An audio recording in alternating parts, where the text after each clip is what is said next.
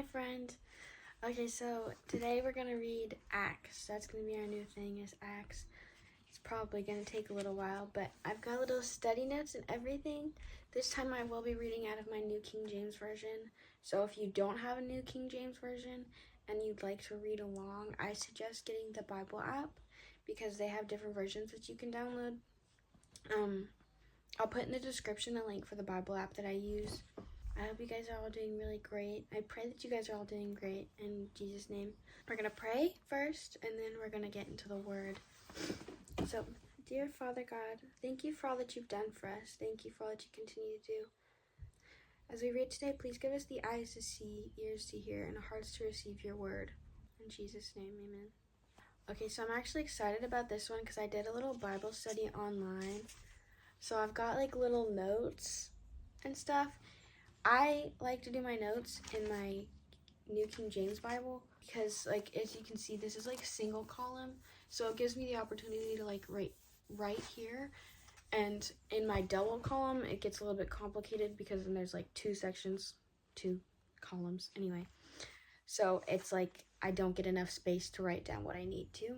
Chapter 1.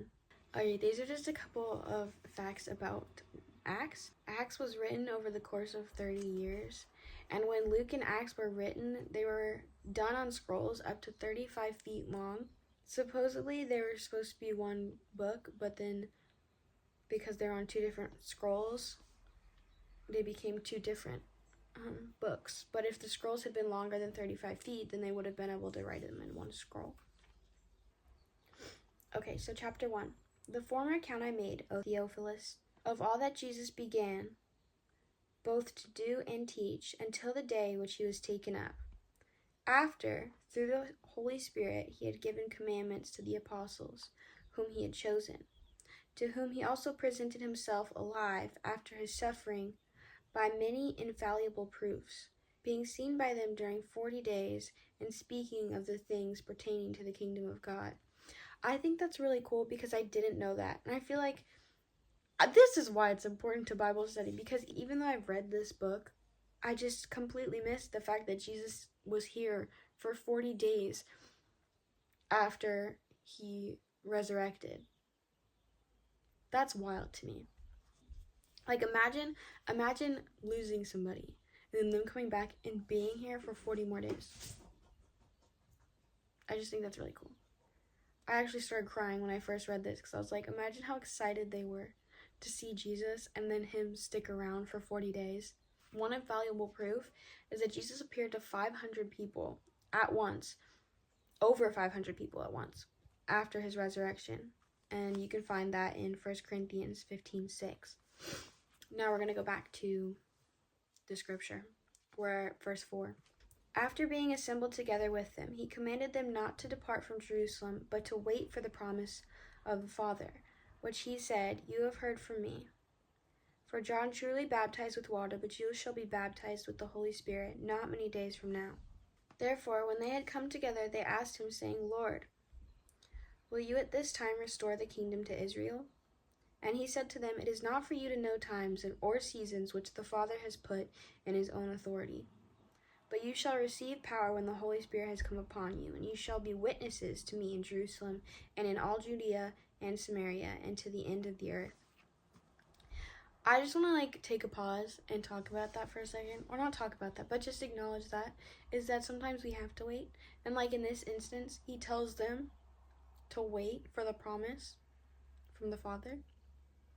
And then he says, it's not for you to know the times or the seasons which the Father has put in his own authority. We don't need to know everything. And sometimes we have to wait. And I think it's important that even in those seasons of waiting, we continue to trust that he knows what he's doing. Verse 9. Now when he had spoken these things while they watched, he was taken up, and a cloud received him out of their sight. And while they looked steadfastly toward heaven, as he went up, behold, 2 men stood by them in white apparel, who also said, "Men of Galilee, why do you stand gazing up into heaven?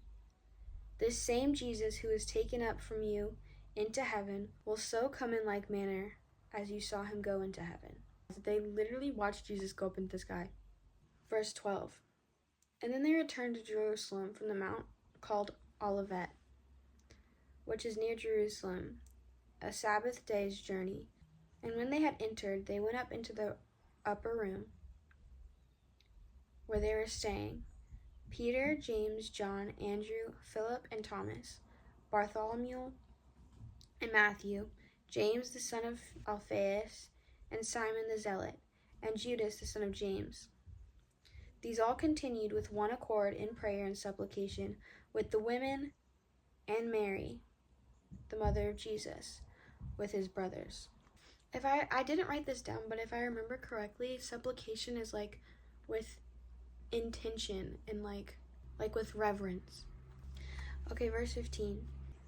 And in those days Peter stood up in the midst of the disciples. Altogether the number of names was about 120, and said, Men and brethren, this scripture had to be fulfilled, which the Holy Spirit spoke before by the mouth of David concerning Judas, who became a guide to those who arrested Jesus, for he was numbered with us and obtained a part in this ministry. Now this man purchased a field with the wages of iniquity, and falling headlong he burst open in the middle, and all his entrails gushed out.